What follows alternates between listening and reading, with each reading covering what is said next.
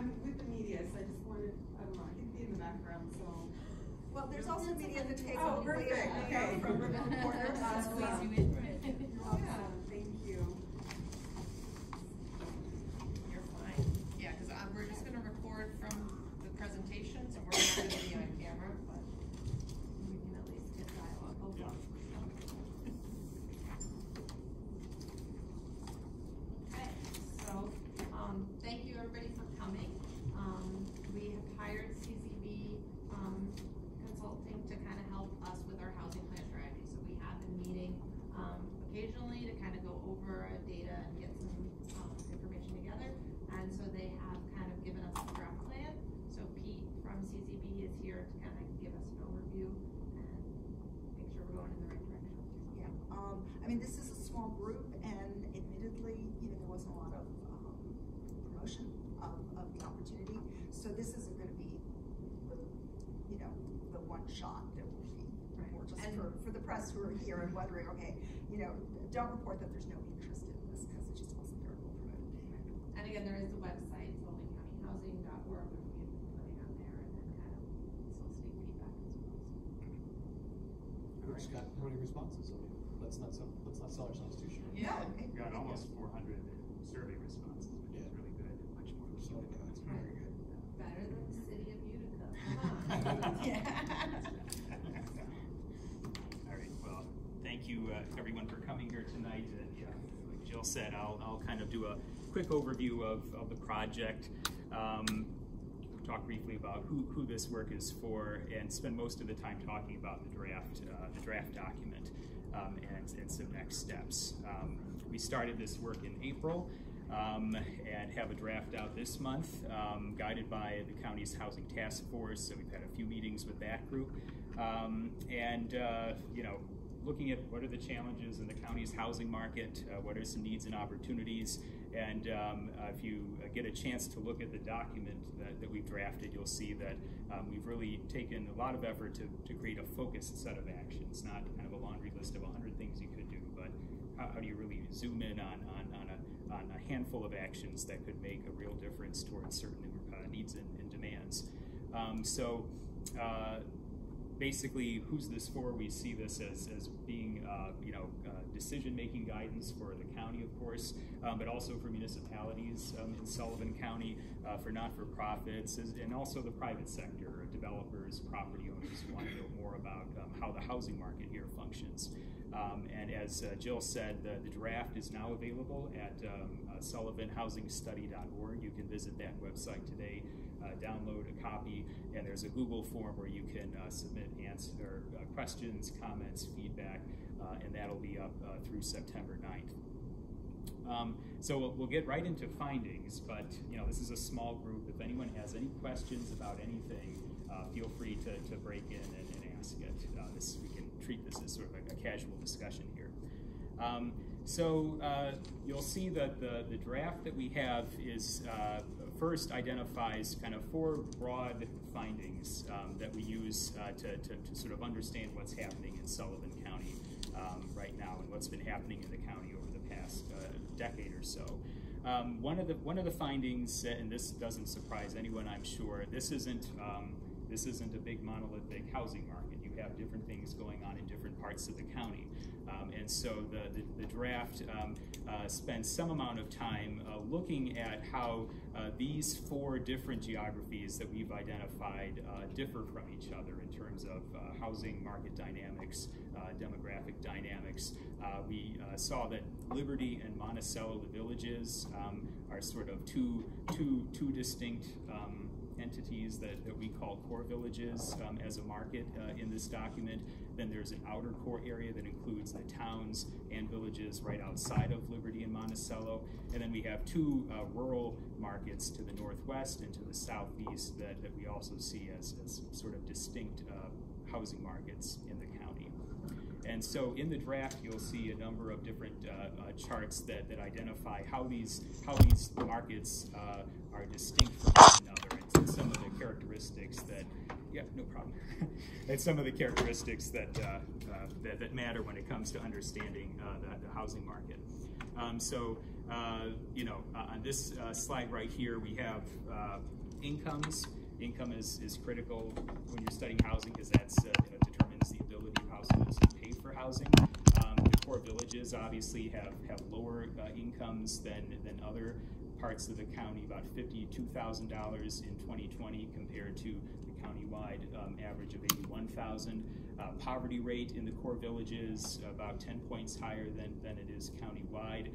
The owner-renter split is almost the reverse in the core villages what it is in other parts of the county. So the core villages, you have higher concentrations of lower income households, higher poverty rates, and a higher proportion of renters. And that's just something to understand as a baseline for housing needs and demand in the county.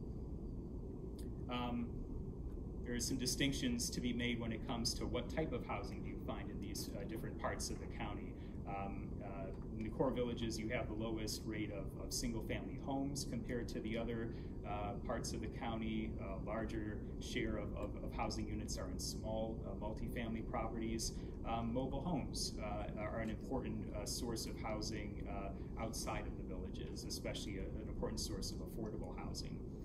Something else that's interesting and that matters when it comes to understanding the housing market is vacancy patterns in the county. This is all from the American Community Survey from the Census Bureau.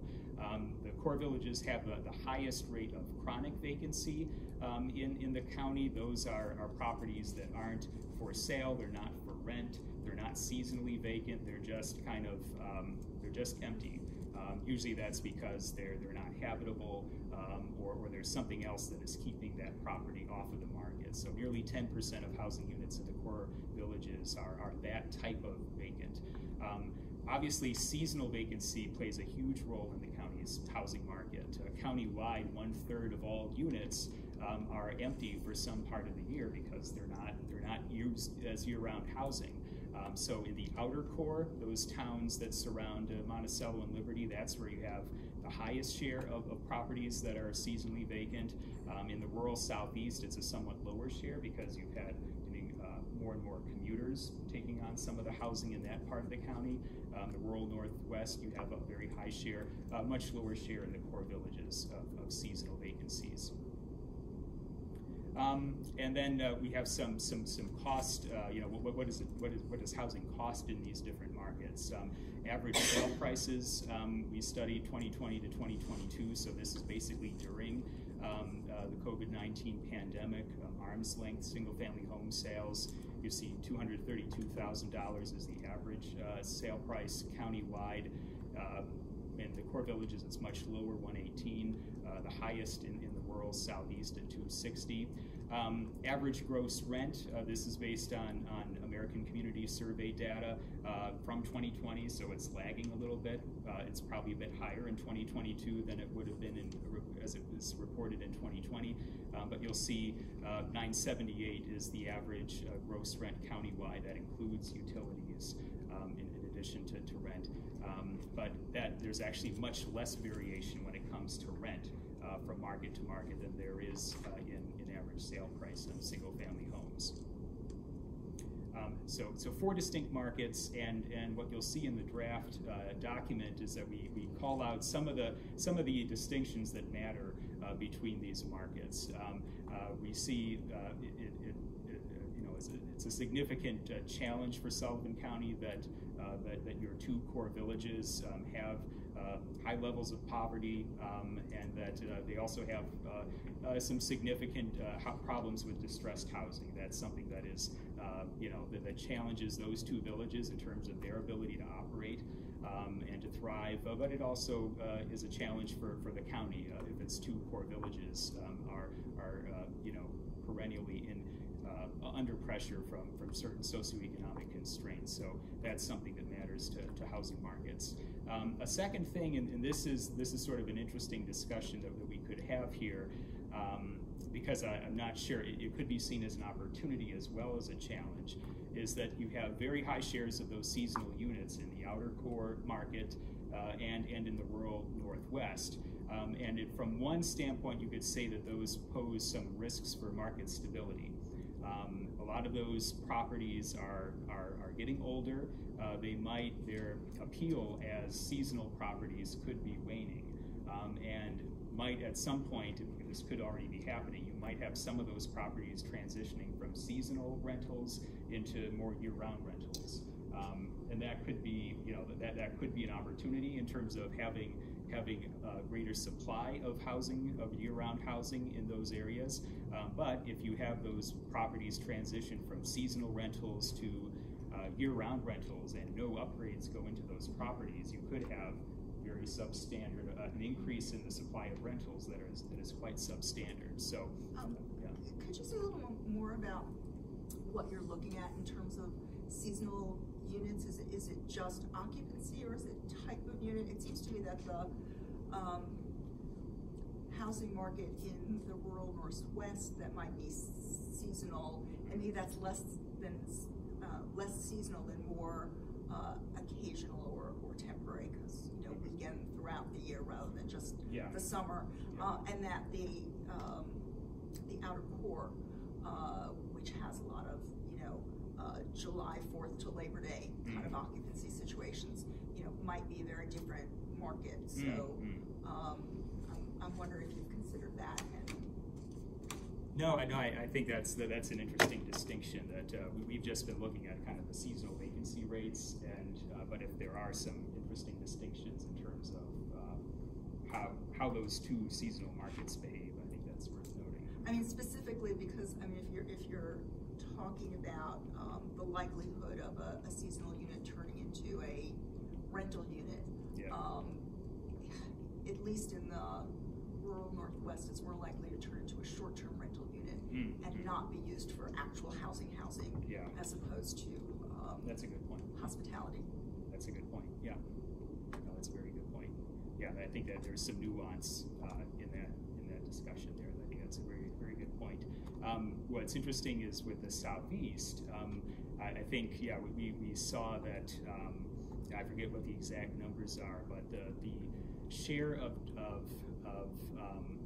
people who live in Sullivan County and are employed who work outside of the county has really ballooned in the last 20 years. And we think that a lot of that is concentrated in those southeastern towns. And so it's possible that you have some level of kind of a commuter market that might be able to absorb properties that are older, that have historically been seasonal. That's our hypothesis, that you have a lot of that going on in the Southeast. Does that sound about right? I don't know, and I was going to ask if there's like some evidence for that. Just sort of conceptually, I'm not sure. Okay. Yeah, we think that you do have, that there's a much higher share of people who live in those areas who commute outside of the county. So that's sort of what we suspect is going on. So you have a different demand dynamic in that part of the county. Definitely. I mean, when I moved here, well, never mind. I wasn't really a commuter. So, but it's just in terms of realtors selling the eastern part of the county, there's more of a commuter market or development there. But I wouldn't be sure that they're using seasonal units as opposed to developments like Emerald Green. Okay. Yeah, I think there's more nuance to explore there on that seasonal issue.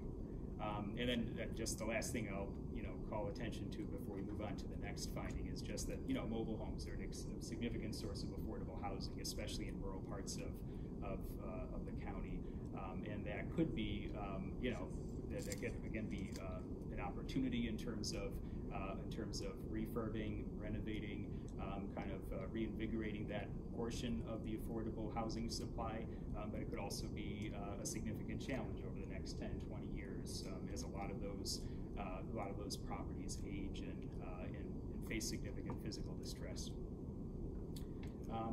So that's one finding that you'll see in the draft. The second out of four broad findings, that home prices have certainly risen over the last few years. I think there's definitely no disputing that prices have risen. But something that also we see in the numbers is that they're still broadly affordable for the typical household in Sullivan County. homes are still broadly affordable. And so here's some numbers you'll see in the document. We look for each of these different markets in the county. The light bar is average sale price in that period 2013 to 2019, and then the darker bar is 2020 through March of this year. And so in all four of the submarkets, you see growth of between 31% and 61% in average sale prices between that pre-COVID period and the period that we're now in. And you have almost one of the largest increases in the core villages. A lot of that is just because the starting number was so low. It went from just $75,000 to $118,000. So those are, that's sort of evidence of how prices have been changing in the last few years.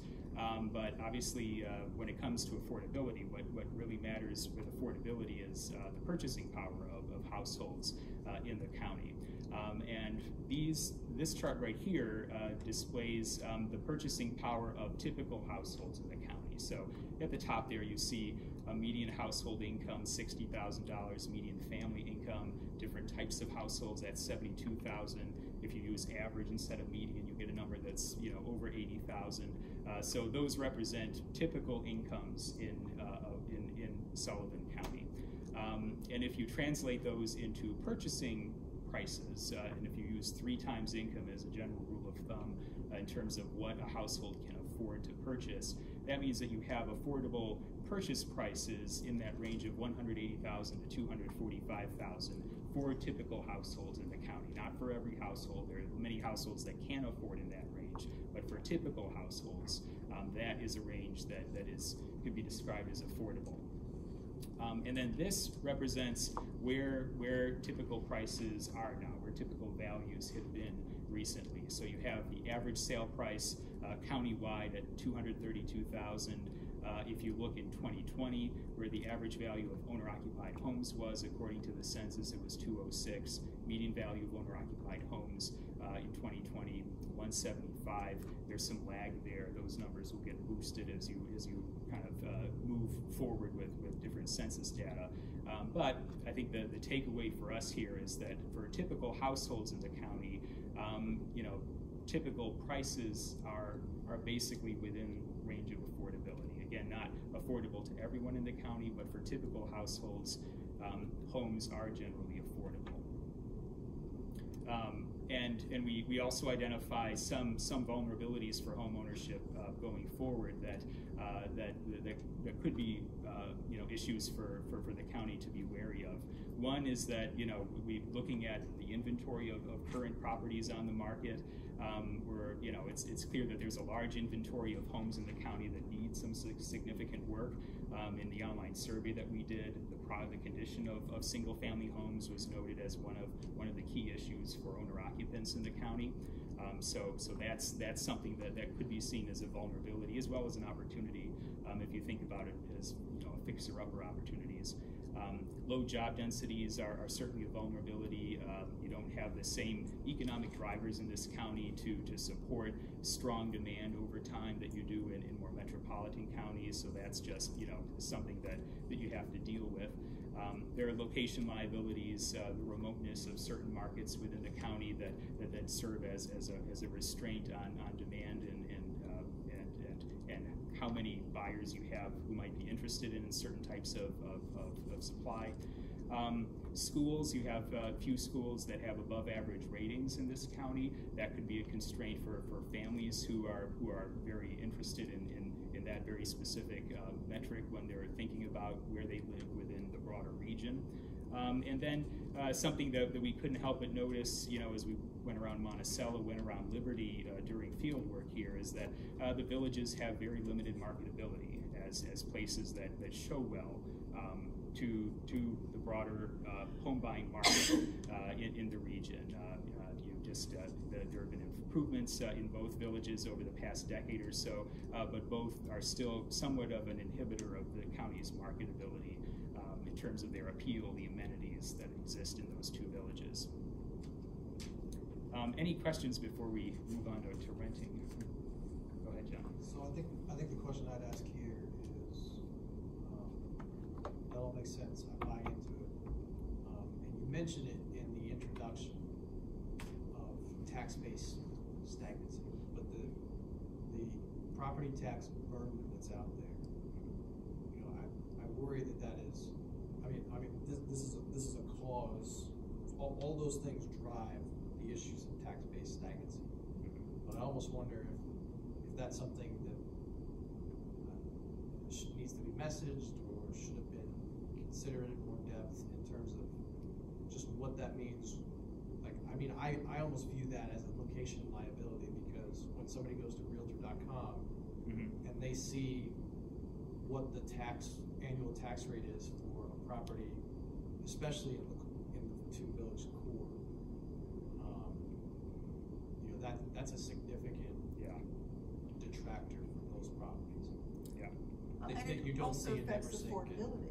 What's that? It also affects affordability. So well, it does, and I mean, you know, the rule of thumb, you know, 3 to 1 certainly works in general, but those values, the property values that you see in the core in particular, I think, I could be wrong, but I think are artificially suppressed because the tax rate is so high that you need to moderate that number in order to make a monthly payment look reasonable to somebody. Agreed. That was actually going to be my question in the back few slides, where it shows how much person's income and what they can afford. Yeah. Is that factoring in Sullivan County taxes? Or is that just what you think they can afford for a mortgage payment? Because when you're throwing on another $700 a month, that is an irrelevant chart for a home buyer. You know, you could say this is what you can afford, but when they really, and that's not utilities or anything else. But that's why I wonder, is that an issue of the message that you're sending through this? Because you do see it in the data that those prices are low. Now, I mean, one of your conclusions is that they're not good to the eye. There's a lot of homes that need significant work. But I don't think that tells the whole story. I don't disagree with it, but I don't think it tells the whole story, because I mean, you know, I live in a decent place on the outer edge of the village. There are nice areas in Monticello and Liberty, but all of those home values are suppressed because of the tax burden. And I was able to take advantage of it because I'm a vet, so it was more affordable for me. But other people don't have that. They're just lower because they already incorporate a discount because of the taxes. Right.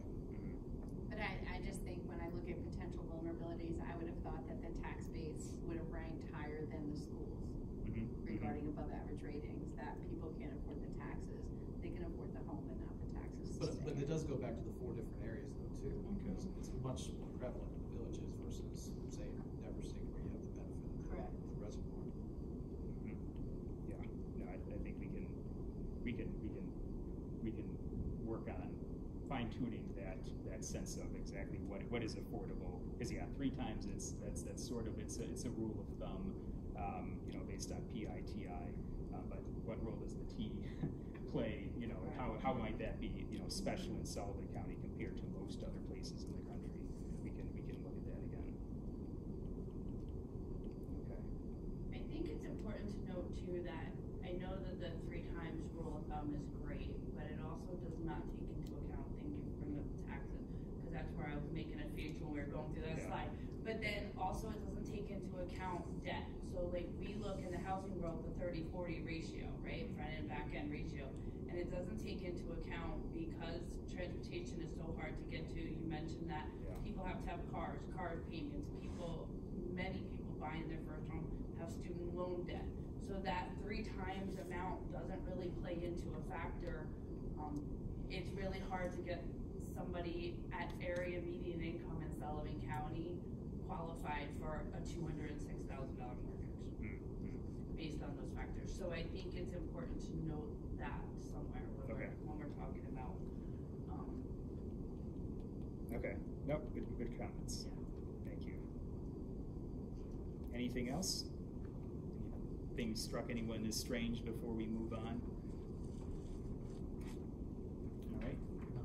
Okay. Wasn't also heating, like utility costs, I think like we were talking earlier, between, you know, heating and electricity costs, daycare and transportation, like all of those extra expenses bring Well, I think down you a tight margin. rightly show that more on the rental side, right? I thought that's where I read it. Yeah, rental side, because luckily the gross rent does incorporate it, and in the survey results that we'll show on one of these slides, that was the number one thing for renters and owners was utility and transportation costs. So yeah. No, I think we can certainly call more attention to the role of these. We did take the survey when gas was $5. That's right. That's true. That's right. That people might have been a little bit, certainly had that on their mind.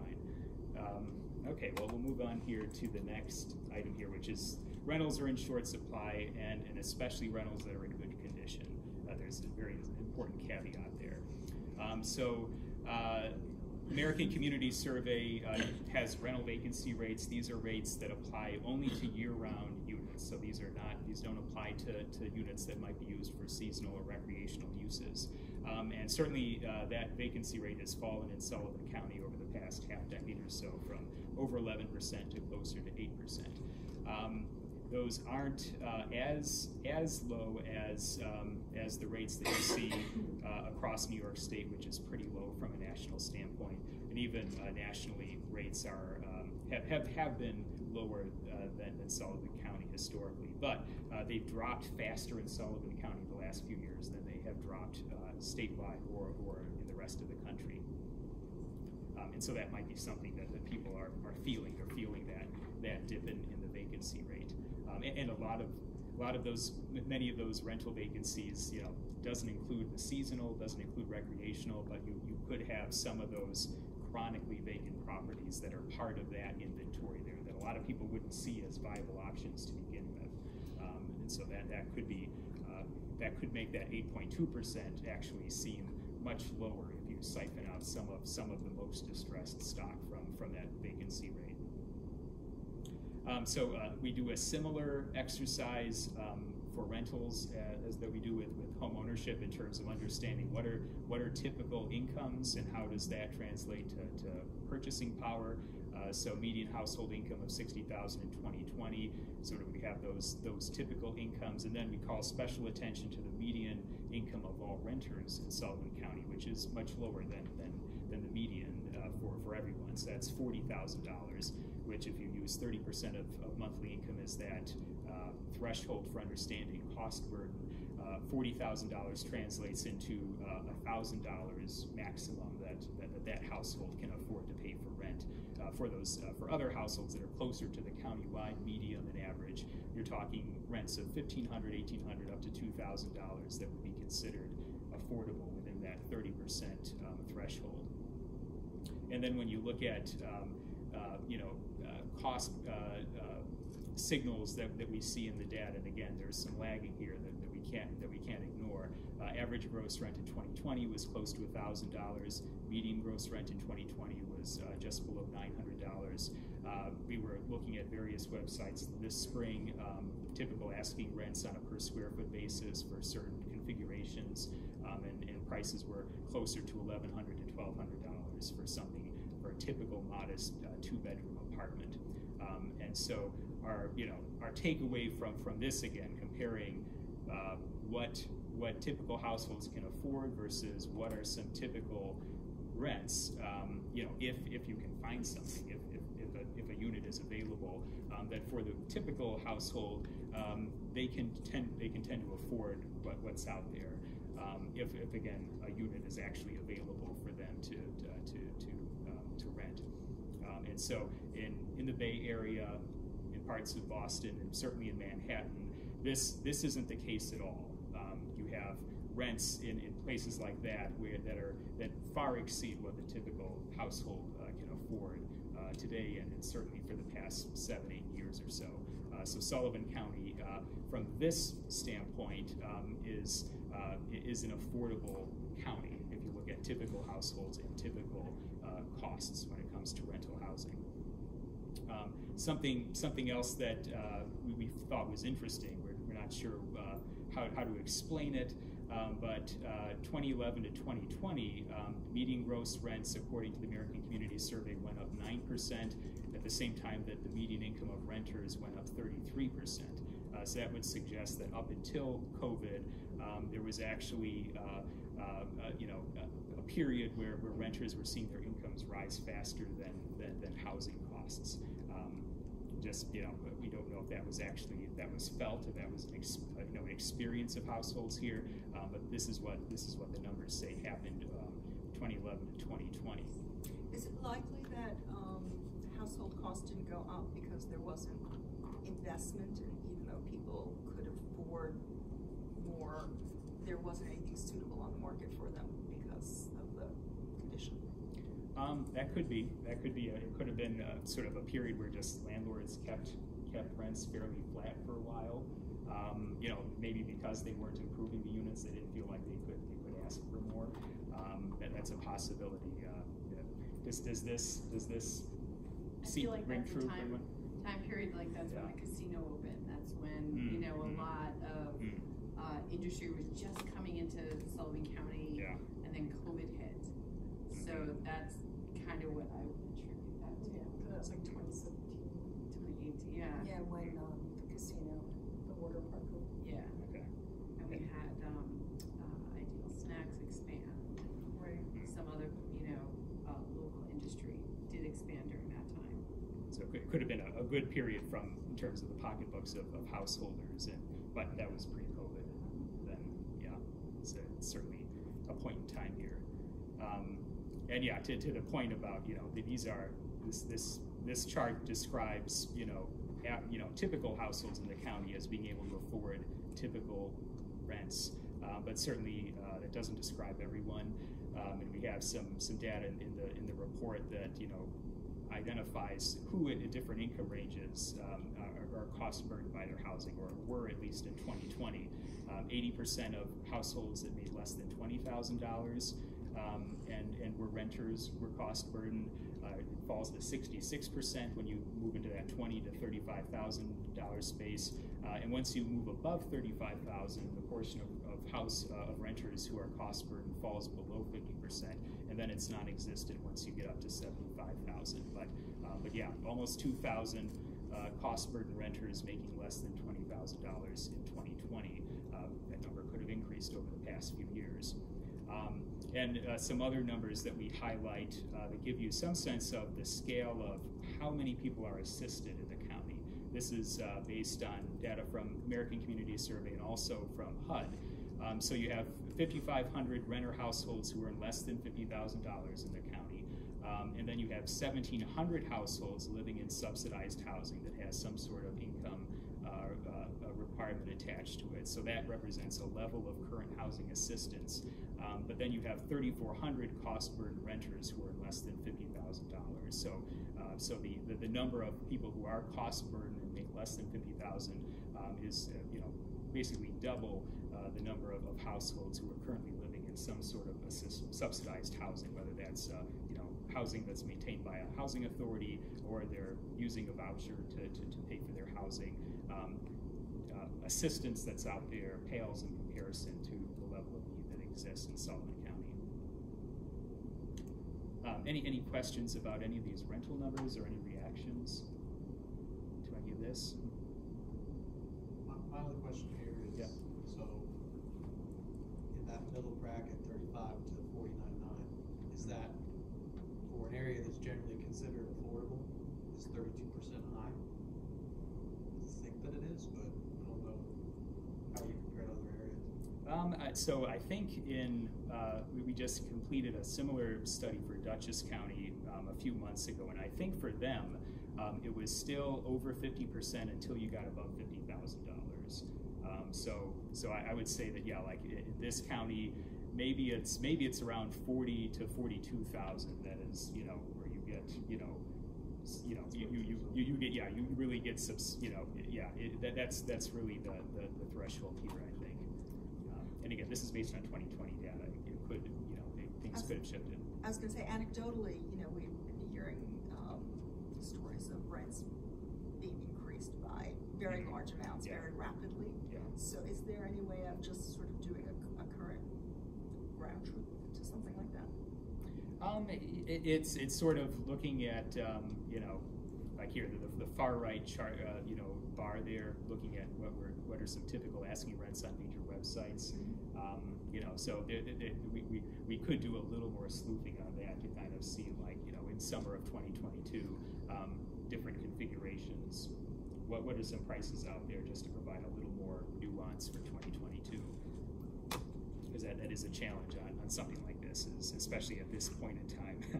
Is the 2020 it's data. hard work for you, but in some sense, it's kind of a good thing for us to be doing a study now, as opposed to 2 years ago when everything would be so out of date all of a sudden. Yeah. Yeah, I was curious too about that 1125, the typical rent. Like, again, I get my news from Facebook. It's gotta be the true, truth. right? It's the truth. But it just seems like the rent or people seeking apartments, like they can't find stuff in that market. There's But- very little. So I'm just curious, is that, you know, is that true that that's a typical rent? Like, to So- me, We're encountering, what would you say is like your typical 2-bedroom that you have trouble with? I'm challenged by the fact that many of them are asking around 1,500, and the payment standard is really more around 1,200 to 1,300, and then once you consider utilities, it's going to go down from there. So we don't often find. First of all, we don't often find 2 bedrooms, but then when we do, we certainly don't find them in that range. Okay, that's helpful. And at some point, I can't remember when or where I heard this, there was a comment made that rents can be artificially high because they know people are bringing in subsidies. So they'll just, okay, we'll, yeah. Okay. What's your thought on that? I mean, you know, honestly, rent negotiations are going to ensue, and they're a little bit surprised, and they're often under the assumption that if a subsidy doesn't pay for all of it, then DFS is going to pick up the remainder. But that's not how it works. So there is that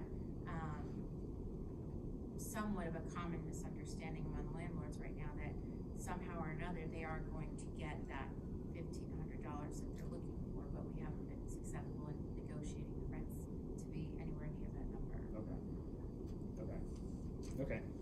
Well, we'll definitely do a double check and some up-to-date sleuthing on. And that's even less than modest 2-bedroom apartment. Yeah, that's like you find some really some not good stuff. Yeah, for $1,500. Yeah. Yes. Okay. And many of those landlords are not necessarily local to Sullivan County, so they're a lot of what we're encountering is landlords that are based out of Brooklyn, and they have people managing their properties here in Sullivan County, and they're stuck on the number because I believe that's what they can get according to where they're located. Yeah. And then, you know, to add to that, once you actually look at the property, it's not necessarily going to even remotely pass an inspection for Section 8 or any kind of subsidy that we're managing. So it's been a bit of a challenge. Yeah. Okay. That's very helpful. Okay.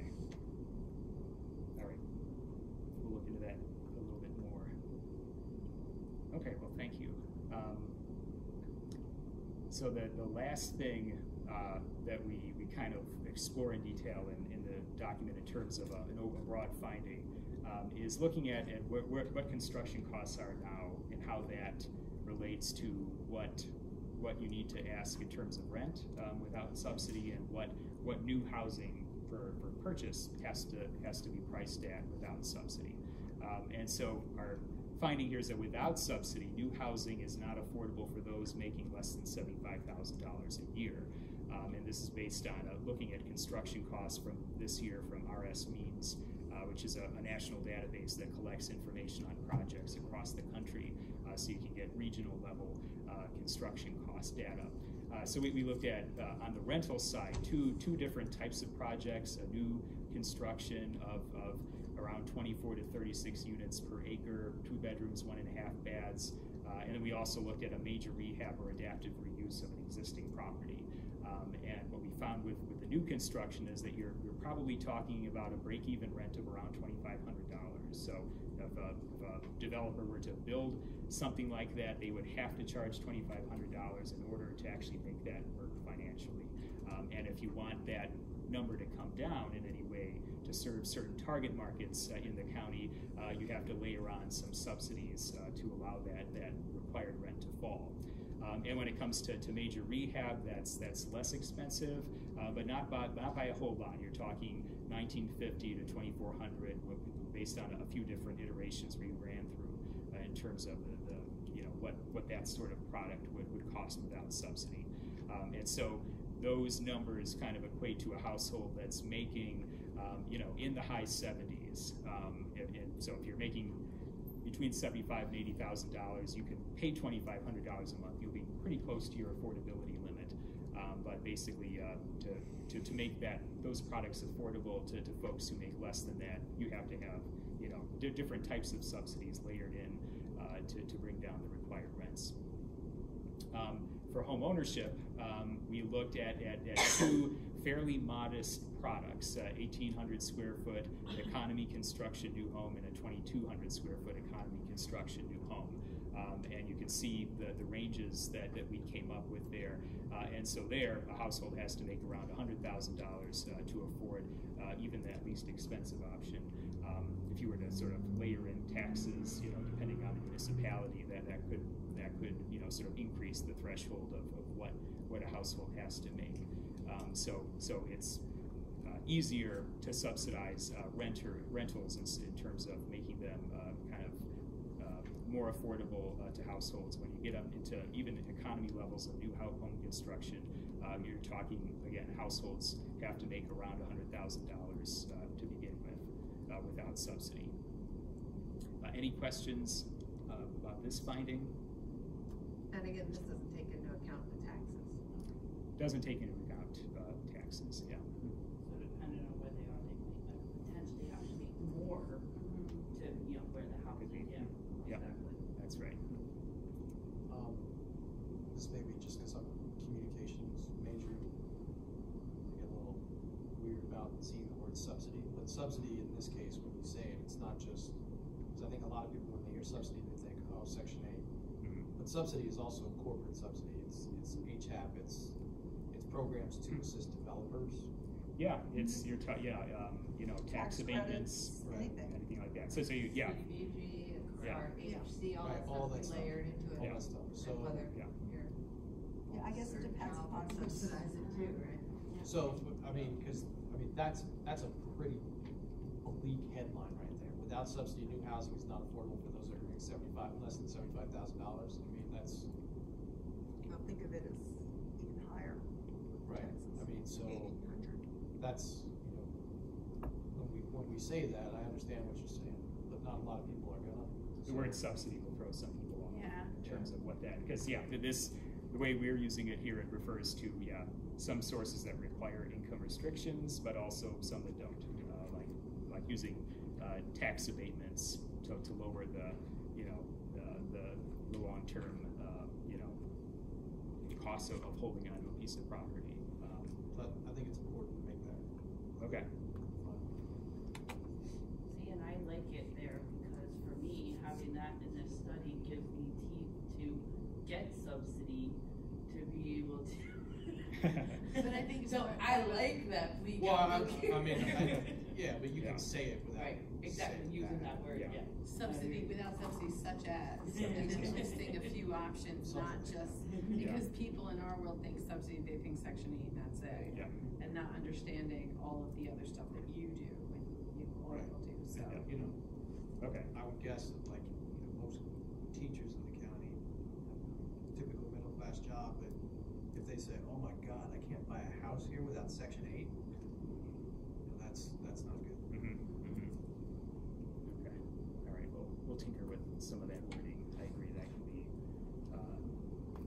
interpreted differently. So we'll finish up with a discussion of findings here, just to call attention to some findings from the online survey in the appendix of the document that's now on the website. It has a complete summary of the online survey, as well as some more detailed data related to the questions that were asked. But we had almost 400 responses. It was about 60% homeowners, 40% renters. Vast majority of respondents were year-round residents of Sullivan County.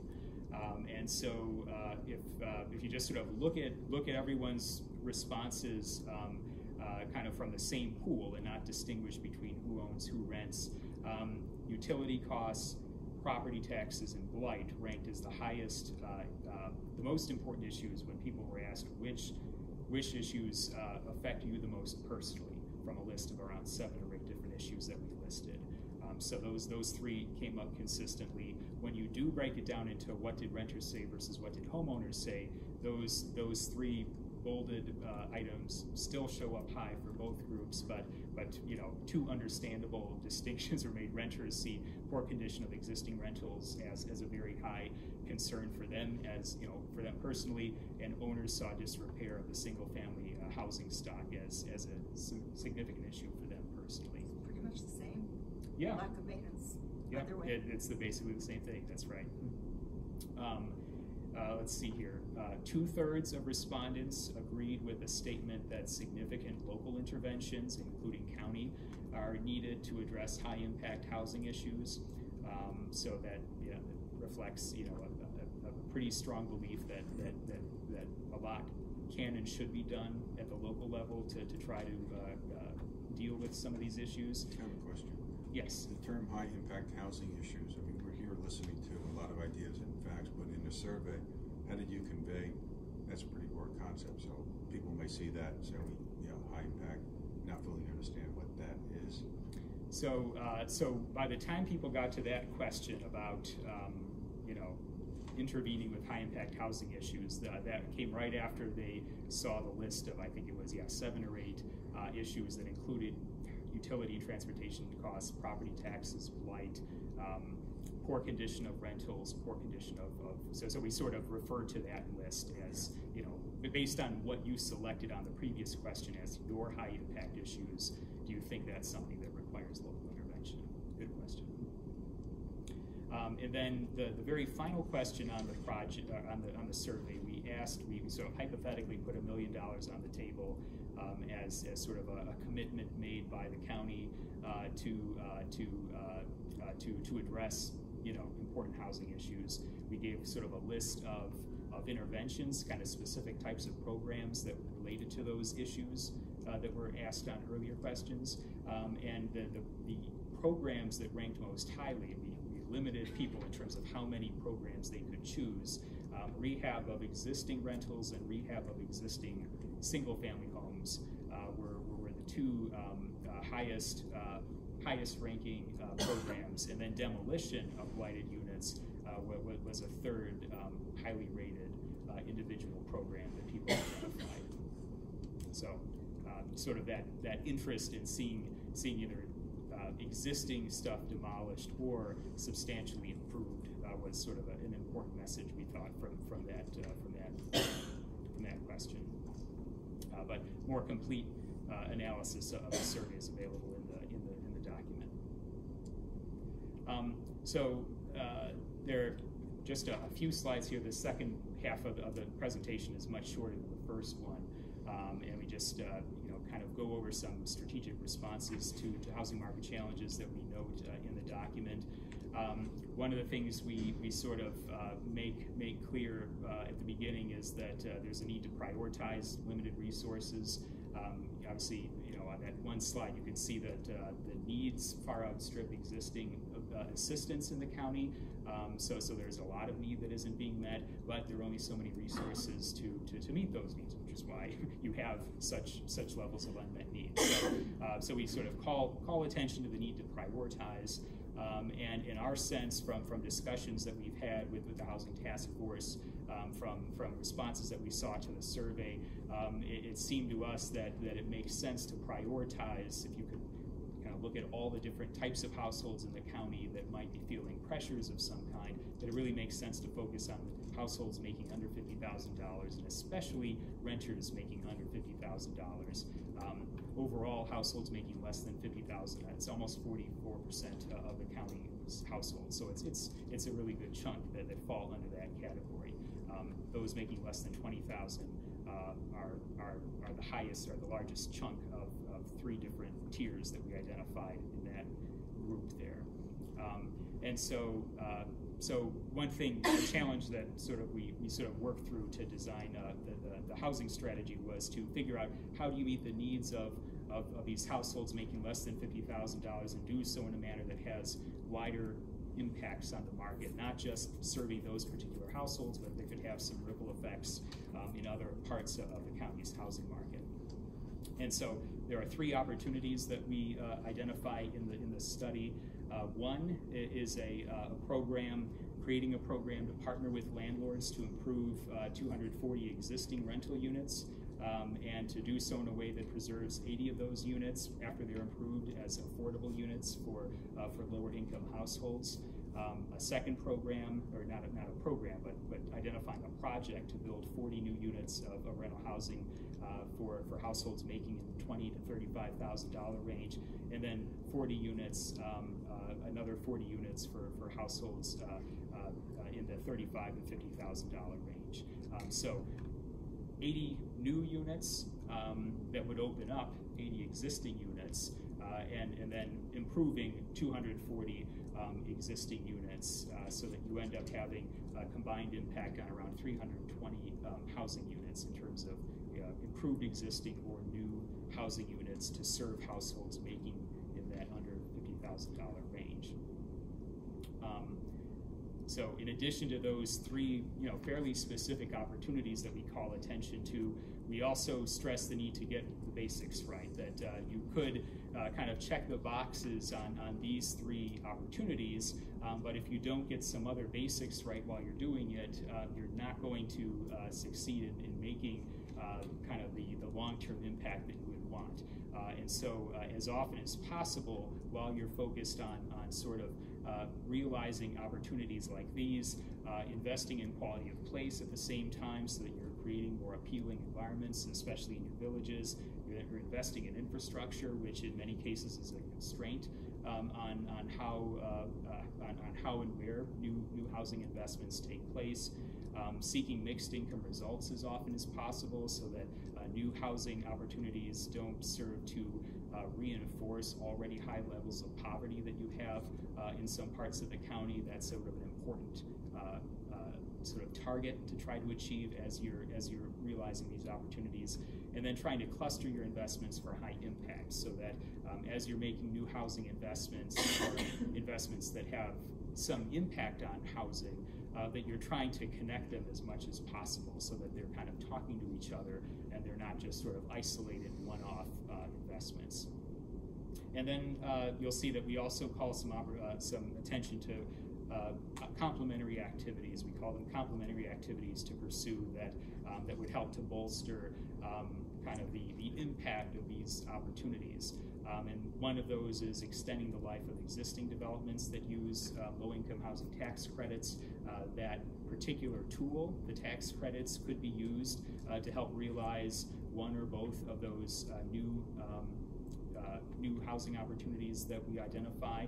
But there are almost 1,200 units in the county currently that have been financed over time by low-income housing tax credits, and those expire after a certain period of time. So making sure that those don't lapse and that those are kind of recaptured as affordable housing going forward, that's important. We heard from some code enforcement officers in the county who really who recognize that there are some plenty of good landlords in the county, but some not so good landlords in the county, and that being able to sort of know and coordinate among communities in the county who the landlords are that you can work with versus who are those that you shouldn't work with, especially when it comes to partnering with landlords on improving existing housing. That would be an important resource to maintain, to make sure that those investments in existing rentals are wisely made. Boosting code enforcement capacity and compliance assistance, another activity we identify, and updating land use regulations so that wherever it makes really strategic sense to have new multifamily housing that you have zoning that supports it and capital improvement plans that are in place to make sure that infrastructure is improved in the right places to support housing. So you're talking about development density? Yeah, developing density, making sure that zoning supports that where it makes sense. We know that there's some municipalities in the county that have had recently updated zoning codes and comprehensive plans that are in good shape and probably don't need to be looked at, but there are some that are more out of date and could use a look soon. So that we sort of call attention to just those additional things to be doing alongside those larger investments. And then just close here with this slide just to note that again this study is now online and we'll be accepting comments and questions through September 9th in addition to any questions that we gather here tonight. So those are the slides. Any questions or comments about especially the last handful of slides here about strategy? Just a quick question on the mixed income results. Is that making sure you have like neighborhoods with say 20K options as well as 50K options rather than having a 50K neighborhood and a 20K neighborhood? Generally speaking, that's what we're talking about. Just making sure that so let's say you find a good place to do a new 40-unit, low-income housing tax credit project that targets people making, $35,000 to $50,000, or let's say 20 to 35. Let's use that example. That an important thing to do when you're figuring out the right place for that development is what's in that neighborhood now? What sort of mixture of property types of households do you have there? And you want to try to limit adding new lower income housing opportunities where you have, for example, poverty rates that already exceed 20 or 30%. You want to make sure that you sort of have a housing environment in the larger neighborhood that provides a mixture of options, so it's not just concentrating poverty. That's sort of just a key thing to make sure you're mindful of as you invest in housing. Okay. Good question. So shameless plug. One concern I have. Yes. Which I think the document as a whole is. I was very pleased with it. I think it's very helpful for us. But one thing that was missing was the discussion of emergency housing and homeless housing. So if we're putting, substantial amount of money into hotels, that if we are able to have one decent shelter that provides wraparound service to clients, it gives us a chance to get them stable and more likely to stay in rentals. And it takes pressure off of hotels. It saves us money that we can put into revolving loan funds and put back into the zombie grants and the trust and all those kind of things. I mean, I would love to take money out of the DSS. You won't hear many DSS commissioners say this, but I would love to take money out of the DSS and put it into FREDA's programs in planning. I don't have that luxury right now because I have a lot of county share dollars going into hotels, putting people up in hotels. That if I have the ability to provide them more direct service and transition them quickly, it will save the county a lot of money and allow us to accelerate some of these other things. Also, by the way, since I said it was a shameless plug, we're applying to the state for grants for that project, and it would help if that was a consideration.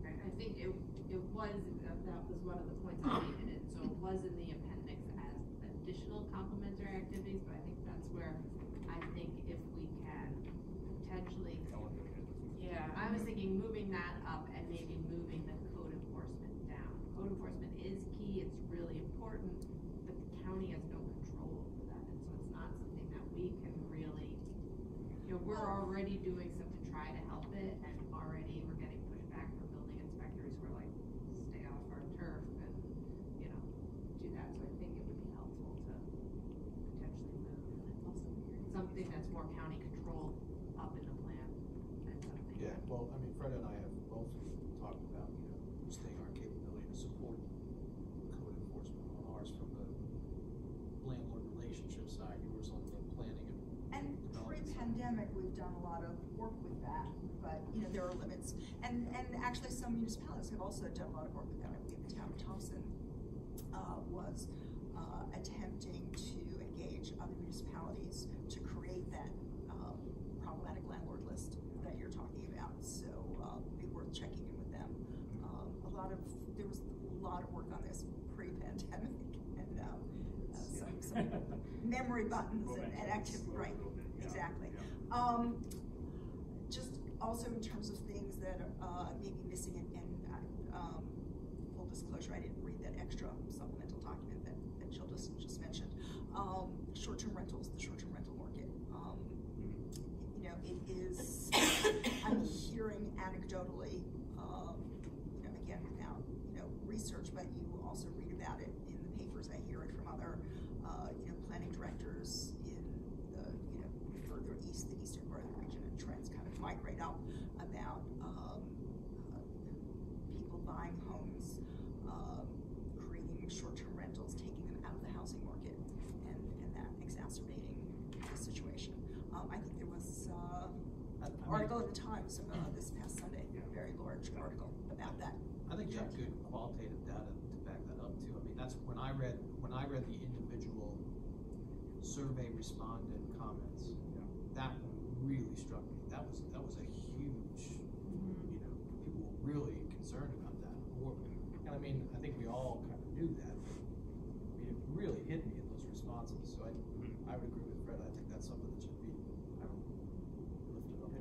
What sort of willingness do you think there is in the county to adopt, local level ordinances to regulate and restrict? 4, maybe 5 communities have adopted short-term rental regulations. I think Navigating is in the process of having public hearings and grappling with it.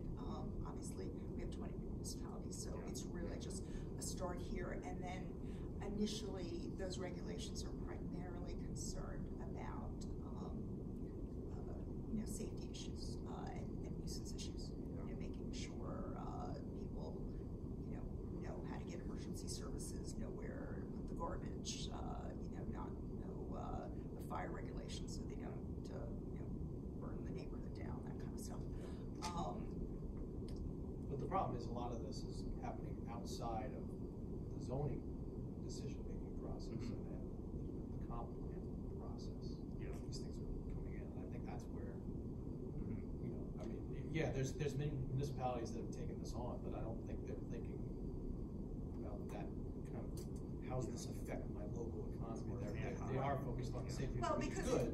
initially there was a great boost to local economy. Yeah. It brought heads on beds, and it filled our other hospitality uses, restaurants, et cetera, et cetera. It's just a question of balance.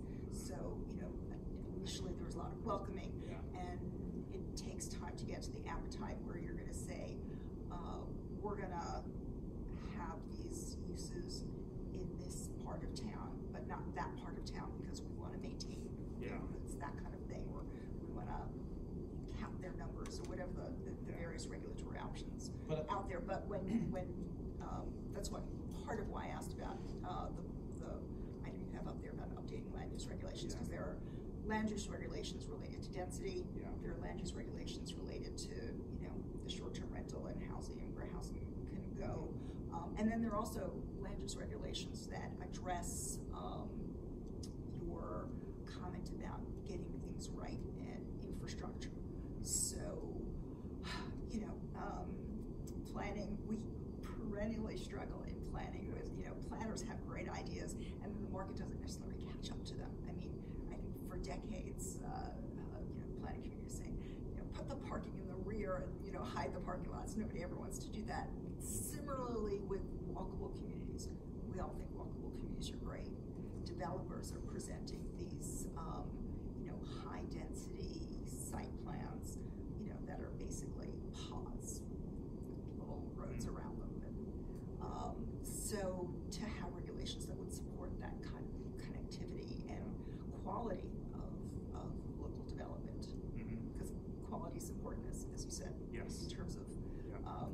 supporting the market. Yep.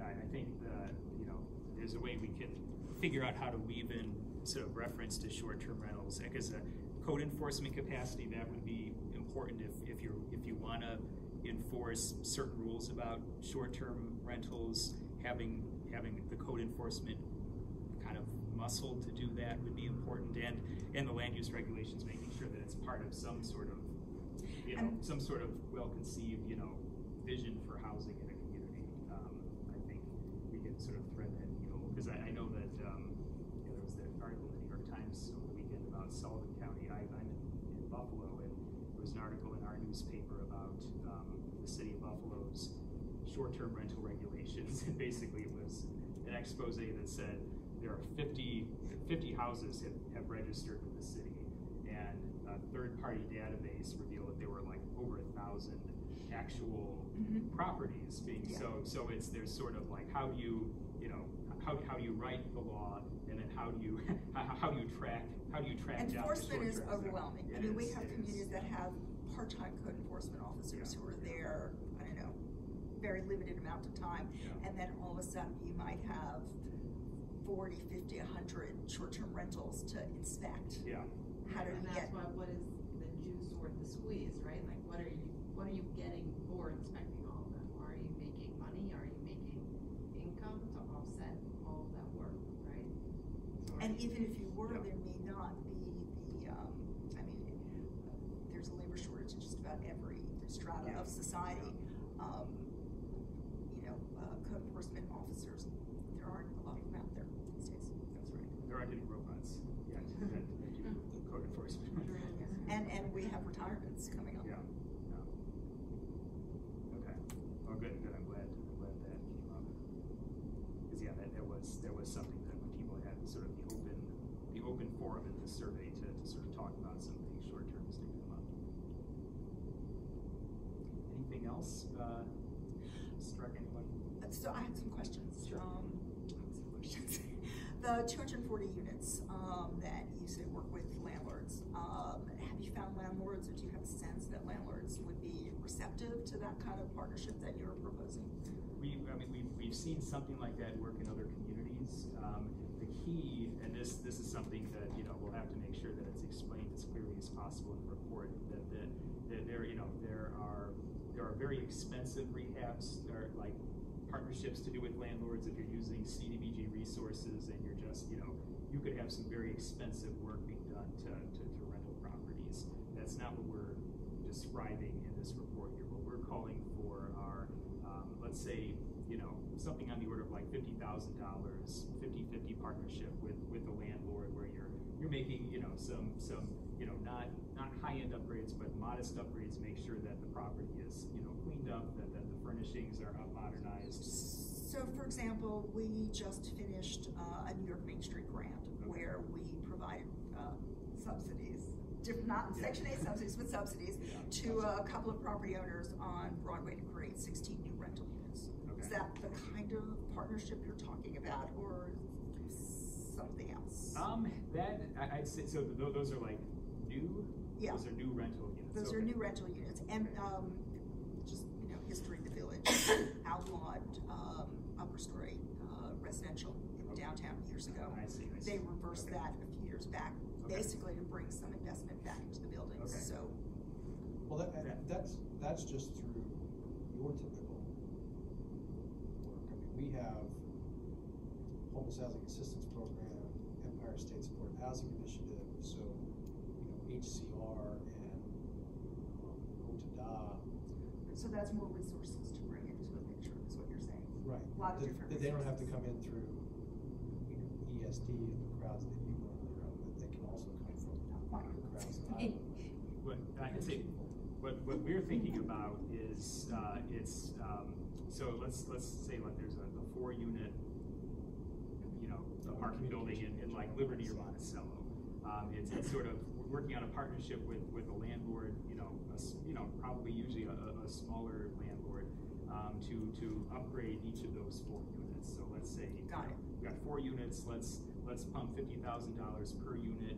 Half of it is a local investment, half of it is the landlord, and there's some restrictions at the end, on kind of what the rents can be on those units. Similar, not the Main Street grant, but I think there's a home program. It is CDBG that does We that just kind of thing. administered a $2.1 million landlord assistance program in Orange, Ulster, Sullivan, County. And out of the 65 landlords that took advantage of the program, we were able to give $15,000 per unit as long as they had under 9 units they owned under 9 units. And we were only able to get 3 landlords to participate in Sullivan County. And that was even like pulling teeth to get them to do that. So I think there's money there, that we're able to do that. And I think it's important. I think this is a great thing. You're right. $15,000 per unit is a huge amount of subsidy. But Sorry for using that word. And I guess that goes back to my first part of the Every question. time I say it now. Are there landlords that are interested in this? And I guess the answer is yes. And Right. I think also a big factor is in what we've encountered, especially with the ERAP and the LRAP program, the Emergency Rental Assistance Program through TDA and the Landlord Rental Assistance. Landlords had no idea we existed. So I think it's about marketing and really reaching out to landlords that you have your small little mom and pop, so to speak, rental unit. They had a mother-daughter that, mom passed, now they're renting this out, or, there's just, the small little landlords that are out there that might have a couple of units under their wing but they called up to, I have no idea about you, but I don't, tenant that can't pay, they're refusing to sign up, what can I do? And that's how we've actually gotten to meet a few landlords. So that, I think that's a factor too, that they're just not accustomed to utilizing such services. They were like, wait, what? What's the catch? Exactly. So the catch is just that you have to keep the rent. You cannot increase your rent above this level based on the number of bedrooms that it was for a 5-year period of time. And they were like, yeah, no, we don't believe you. So like, we couldn't even get them to get us the information back. And we spent time and time on the phone with them. And like, I got 3 landlords, so it's a total of 12 units that we've actually been able to assist in Sullivan County. so it's a great cornerstone recommendation, but we need to sort of build a structure to really flesh out what that means and how to get it done. That's good context. And then the other question I had just about the numbers, the 240 and the 40 and the 40. Where do those come from? Or those are just, these seem like reasonable initial targets. Then do we have to, or is this like, if you get these numbers, your problems are going to be solved? Or I know they seem very specific. Yes, they do. And they're not magic numbers. And that's something, they're not magic. I think Charles on our team, we had a call with Jill a few weeks ago, and he sort of was the one who landed on these numbers as a target. But he said that like for the LIHTC or for these, for the 40 new units, you could be talking like 30 to 60. The 40 is sort of there as sort of a midpoint of what would be a substantial, project to meet those different groups. And it's I think a really important thing when it comes to a strategy is making sure that it's pushing the envelope. So this is the bite-sized thing that we're going to take on, that's right. And then once we do that, then we look at the numbers again and that's right. do more. It's not like this is not like this is what you need. That's right. I'd say that what you sometimes see in housing studies, and we don't think this is a good idea, but it happens a lot, is that circle there, 1995, is just to pluck that number and say, here's your housing need, here's the number you have to go after. And that number is enormous. That's like if you were to take that number times, $100,000 to build a new unit for those 2,000, that's just it's an enormous number. So that's sort of where we arrived when it came to sort of identifying these numbers here as something that's tangible, that sort of represents something specific that you can pursue in the next few years, accomplish, and then sort of see, well, what has changed, what sort of capacity have we built in the course of implementing these programs, and then sort of move on from there. So that's sort of where we kind of chose these numbers. And then my last question, which is a little weedy and I'll leave it open, is the recommendation about the LIHTC units, I forget how many, did you say 1,200, 120? Oh, the existing. Right. 1,200, yeah. what's the incentive for the owners of those units to go out and extend the LIHTC, and what's the mechanism for doing that? So for the long-term owners of those properties, and this is something that the Charles and our team can speak more detail to. But basically, I think what you want to do is sort of be in touch with, figure out who owns those properties. There are like 3 in particular that are closest to expiring, and sort of see what are their long-term plans for the property. If they sort of have a post-LIHTC plan already in terms of how they want to reposition the property. I mean, is it also possible that some of these owners are going, my LIHTC's going to expire, I can go market rent and I'm going to increase everybody's rents by X amount, and then we're going to find ourselves with more people on our hands. Yeah, they could certainly be thinking that. So the county, I think it'll be important to think about what sort of conversation the county wants to start having with those property owners to see, well, what sort of solutions can we find, working with you to sort of see if these can be extended. So yeah, but that's the threat, is that they are kind of licking their chops. Yes. Pete, the 3 opportunities are really geared towards the rental market. We don't really have an opportunity on the homeownership side of like trying to improve X number. Just thinking like if you go after rental, not rental, that's free. That's why I was saying, I like that spot where it was saying, like, this is what it would cost without having any help to bring down the cost of it. I really liked that for us to be able to refer to and find that money. So I'm just wondering, is there a possibility to add in an opportunity of how to improve the homeownership market? Like, is it to subsidize or, layer financing? I mean, that's that layering, like, that's a good way maybe to get rid of the subsidy work without layering of different funding Resources, yeah. Right. Mm-hmm. Right? Like that might actually be a really good way to change that around to still give us, because I like that one you just said. Yeah. I agree, because that's what we have to do. Agreed. But yeah, so just most of the opportunities are geared towards rental. It would just be nice to maybe have a housing opportunity or homeownership.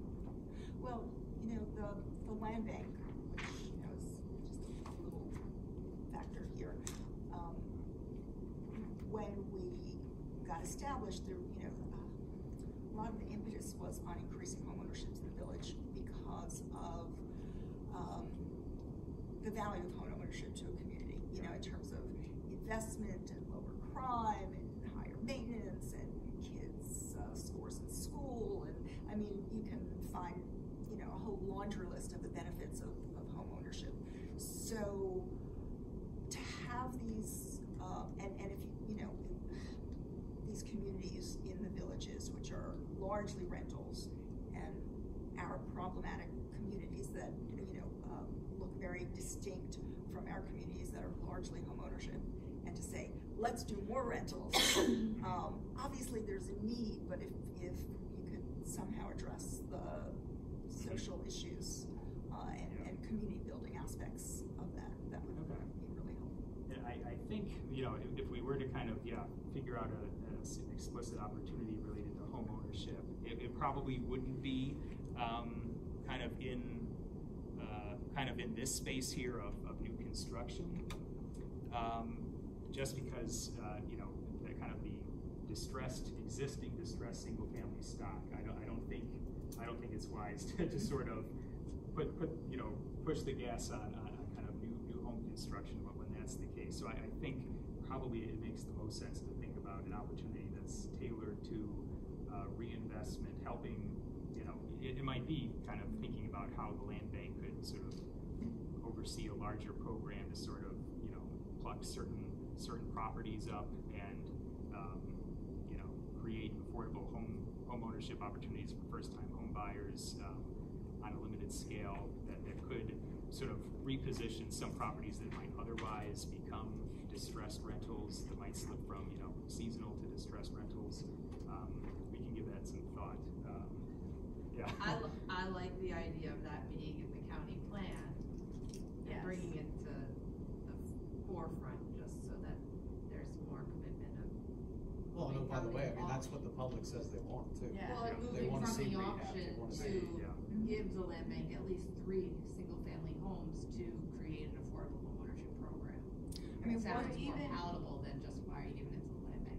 One of our biggest challenges that we're encountering are the individuals with disabilities or aging that want to age in place. And they are really struggling with keeping up their place, finding someone to do those necessary renovations, someone they trust.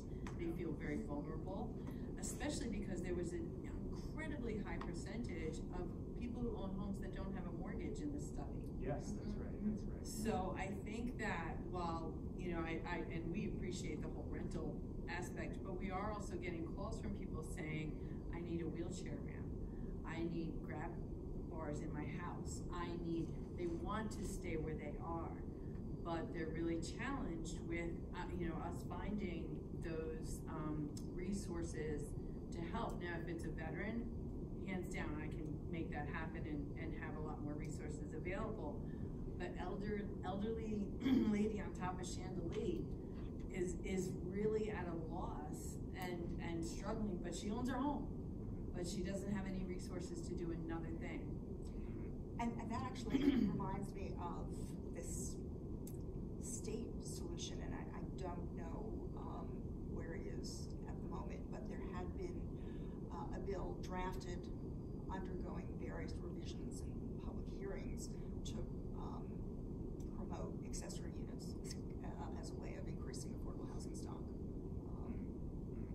Accessibility is really huge because you could have 3 one-bedroom apartments on the 2nd floor and none of our clients are going to be able to access that. I was saying accessory, not accessory. Oh, I'm sorry. I thought you said accessory. Yeah, meaning, you know, the idea of letting people build a little cottage in their backyard to rent to.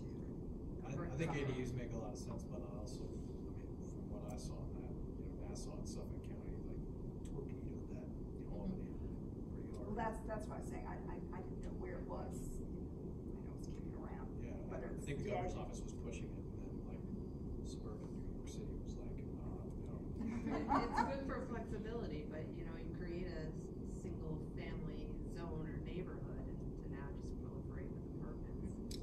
But, and the reason I was reminded of it by the discussion of the elderly is because sometimes having, whether it's you know, a separate accessory unit, just having someone else who's able to come in and rent and take care of some of those issues, that's a solution.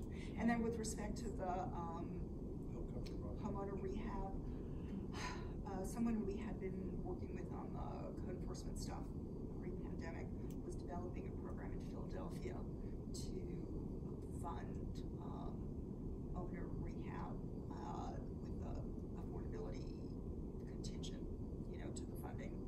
So maybe that's something to look into as a model. I don't know where that program went.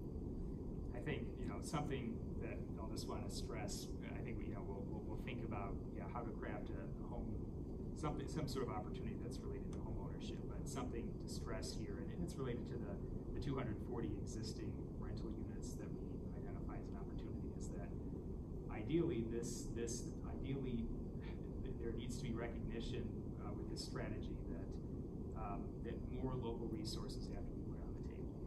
That none of, you know, yes, you can find low-income housing tax credits to sort of make a new 40-unit property work, but are checks going to be written by Sullivan County? Are there municipalities that are going to be willing to write checks to create a pool of capital to help homeowners make investments in their homes, to support a landlord partnership program? That sort of a program really lives or dies on flexibility, and that sense that there's going to be too much red tape, I can't deal with that. You have to make the money as flexible as possible, and often that will mean having a pool of resources from the general funds of a county and local municipalities.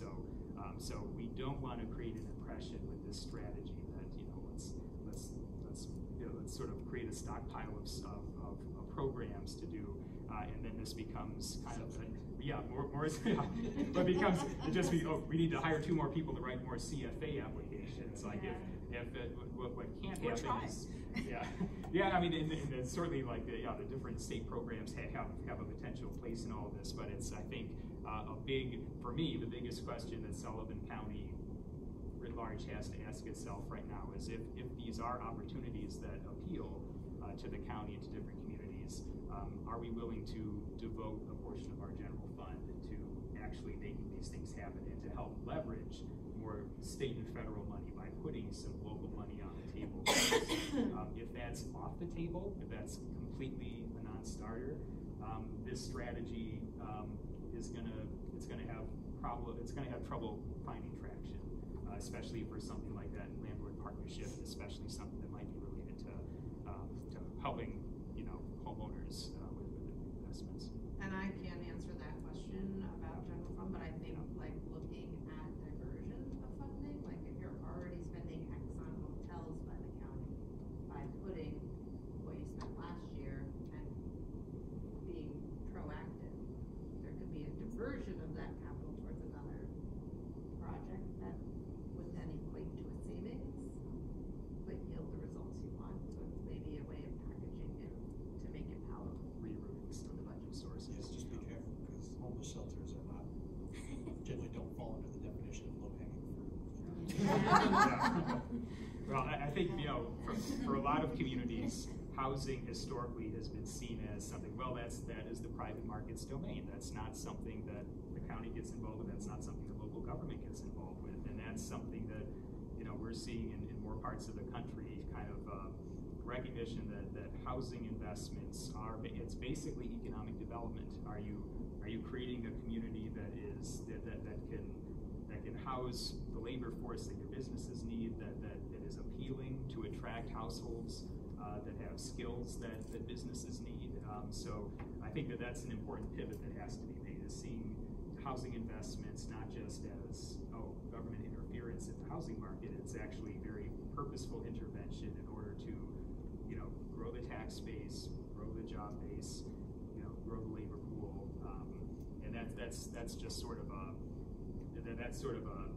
an understanding that just if it's not there yet in Sullivan County, that's the discussion that has to be had, and sort of people have to wrestle with where housing fits in the hierarchy of regional priorities and local priorities.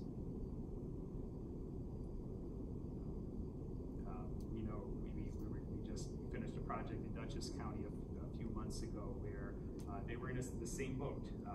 There was no history of local investment in housing. It was all what federal and state grant programs are there, and they used a portion of their ARPA funds to seed a new local housing trust fund. That's one thing that a New York County has done. How much did they put behind it? They put, I think it was somewhere around $8 million or so. It was a fair amount. It was more than we recommended because it's the housing market is a little bit more income. I was thinking about that. That's right. So it's a step that some other counties in New York are taking now that historically have left housing kind of on the outside of that list of local priorities. So something to think about. All right. Thank you so much. Thank you. Thanks. This was a good discussion. It was actually. And if everybody didn't sign in